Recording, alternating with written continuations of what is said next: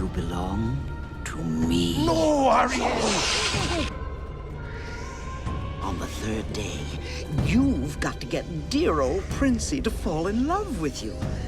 Have we got a deal? Santa baby, just slip a table under the tree for me.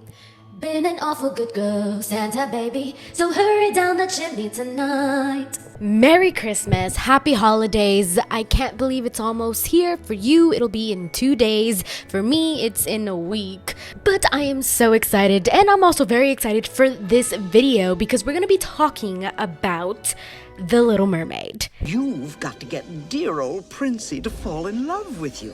The dark origin story of The Little Mermaid. And I know if you've seen all of my videos, you're probably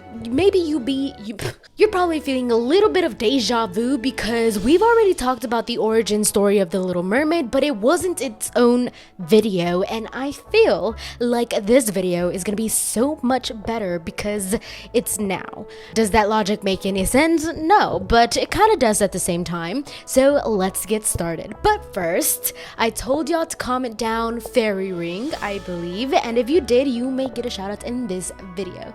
So we're giving out shout outs to those wonderful people. Shout outs to Audrina Renda. Oh, and maybe so, if I find other Mandela effects relating to Coraline, then I will do another video on it. But if I don't, I don't know. You tell me though, let me know if you know any yourself. Princess Char Char 2323, Lily 1211, Lisa Lasers YP3DN, the Bilen Gu Benny 8904, and last but not least, Leo Baby 4594. And yes, I will do a Disney Gruesome video. This is it. But if you would just listen. Not another word! So the origin story by Hans Christian Andersen is very similar to the Disney version of The Little Mermaid, but not quite, because the Hans Christian Andersen version is a little more grim, a little more gruesome, and a little more scary. Similar to the Disney story, The Little Mermaid has a whole bunch of sisters and lives with King Triton, her father, who is widowed because Little Mermaid's mother unfortunately passed away many years ago. But not only does she live with her father, she also lives with her grandmother, who plays a vital part in kickstarting this story. Some information that you must know before beginning is the fact that in The Little Mermaid, the Disney version, they are not allowed to go up to the surface because it is dangerous. Those humans eat fish, quite literally. Do you think I want to see my youngest daughter snared by some fish eater's hook? It is very dangerous to even go up to a human. If they even found out that mermaids existed, it is over for them. But in the original story, they are actually allowed to go up to the surface, but not until they turn 15 years old. And The Little Mermaid was the youngest of her 5 sisters. Each sister was born a year apart. The Little Mermaid was very curious and very passionate about the surface, about the world up there. She so desperately wanted to see what was up there. Unfortunately, she was the youngest, so she had to wait her turn. Once the oldest was of age, she went up into the surface and came back with a whole bunch of details. Now, this happened every year on the 15th birthday of every sister that was older than The Little Mermaid. And each year, she became increasingly more curious about what was up there. I don't see how a world that makes such wonderful things could be bad. The Little Mermaid finally turns 15 years old. She goes up into the surface. And similar to the Disney version, she actually does see a ship, and there's a whole bunch of fireworks, and there is a celebration upon that ship. She sees in it, and she sees this handsome prince that she instantly falls in love with. Just as the Disney story tells, the ship comes upon a storm. The violent winds and crashing waves knocks the ship over, knocking the prince into the water, and the Little Mermaid somehow knows that the prince will not be able to breathe underwater, so she rescues him. But unlike the Disney version, the prince never gets to see this Little Mermaid. The Little Mermaid just waits till someone else comes to rescue him. We just gonna forget this whole thing ever happened.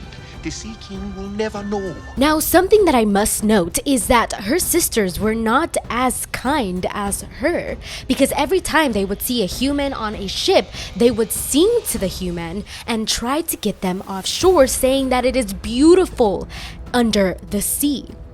Unfortunately, humans can't breathe underwater, so they inevitably drown. The Little Mermaid under the sea then asks her grandmother if humans can live forever.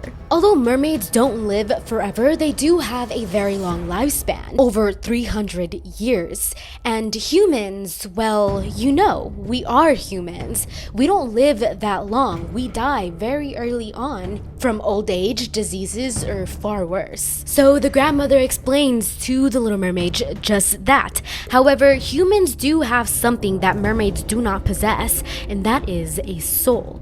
Humans are able to move on to the afterlife because of that soul. Mermaids, on the other hand, do not have souls, so once their time is up, they just become foam in the ocean. They have no conscience, they are nothing. The Little Mermaid, for a long time now, has had this wonderful statue that she kept for a very long time because it resembled a human, and she then realized that that human looked a lot like the prince that she had saved.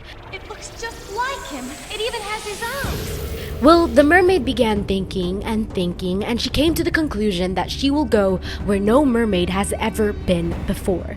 She will go to the witch. She travels a long distance, and in that journey, she stumbles upon skeletons, skulls, and decomposing bodies of humans. She asks the witch for help, and the witch only cares about herself. She wants power. So the witch is like, okay, I'll help you. I'll make sure you're able to go on land. The only caveat is the fact that you will never be able to return to the ocean. If I become human, I'll never be with my father or sisters again. You will be on land for as long as you can. For as long as you can get the prince to fall in love with you and marry you. If that happens, then you will be granted a soul. Part of his will flow into yours, and you will be able to have an afterlife just as your prince. However, when you drink this potion that will help do that, it will feel like a knife has been stabbed into your body. And when you finally have legs and are on shore, then you will feel like there are 100 knives stabbing into your feet every single time that you take a single step. That's right. But you'll have your man. You will be in pain. But beauty is pain, and you must make sacrifices for what you truly want. The Little Mermaid agrees to this, despite the fact that her feet will be constantly bleeding. She drinks the potion, and lo and behold, she passes out from the pure pain that she feels. And finally, her prince finds her. Oh, and one thing I forgot to mention. Oh, and there is one more thing. Just like in the Disney version where Ursula takes Ariel's voice from her, Your voice. in this original version, the witch takes her tongue from her.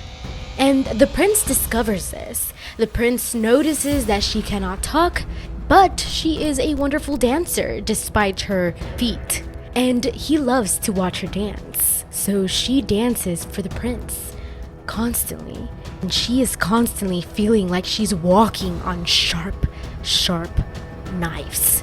The prince never falls in love with the poor Little Mermaid. He just likes her company, but that's all. He actually falls in love with someone else who he believes actually rescued him. Although the Little Mermaid knows it was her, she is absolutely devastated because she knows that if the prince falls in love and marries someone else, she will become foam in the ocean, never to have a soul. Unfortunately, there isn't much that she could do. The prince goes off and marries someone else.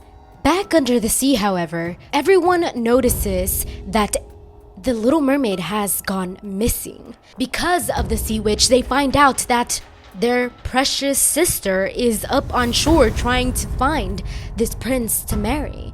That never happens. The sisters, being amazing, wonderful sisters that they are, they go to the sea witch and ask for help. The sea witch then says that she will grant them a dagger that the Little Mermaid must use to kill the prince. This all in exchange for their beautiful long hair. The sisters agree and they go up onto shore before dawn because once dawn hits, the Little Mermaid will be dead. So they do so before then. They go up to the Little Mermaid and say, "This is the dagger that you must use to stab the prince and kill him. You must let his blood drop onto your feet to gain back your mermaid tail. And if you do so, you will stop enduring this pain. You will not die and you'll get to live with us again." The Little Mermaid takes this dagger. She goes up to the bedroom that the prince and his new wife are in. She goes up to the bed. She raises the dagger above her head and she doesn't stab him. She feels much too guilty. She feels as though this is her fault, this is her doing. She cannot let someone else take the blame for what she has done. She lets it go and she waits for her death to come. Dawn finally comes and she is now foam in the ocean. She has died. But she still has a conscience. She feels the sun's rays on her skin, though she has none. She is now a spirit. How did this happen? Well, because of her selfless act of not killing the prince, she was granted the ability to become a daughter of the air. She must help other humans for 300 years, and in doing so, she may get the chance to win a soul for herself. Once those 300 years are up, she may rise to heaven herself.